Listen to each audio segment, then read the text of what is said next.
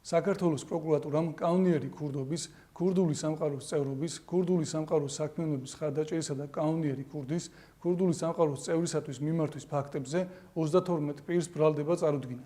შინაგან საქმეთა სამინისტროში ჩატარებული გამოძიებით დადგინდა, რომ ქურდული სამყაროს წევრები, ქურდული სამყაროს საქმიანობის ხარდაჭერაში ბრალდებულ პირებთან ერთად საზღვარგარეთ მყოფი, ეგრეთ წოდებული კანონიერი ქურდების დავალებით და ასევე დამოუკიდებლად საქართველოში ქურდულ გარჩევებს სისტემატურად აწყობდნენ და მხარეებს შორის არსებულ ფინანსურ დავებს განიხილავდნენ.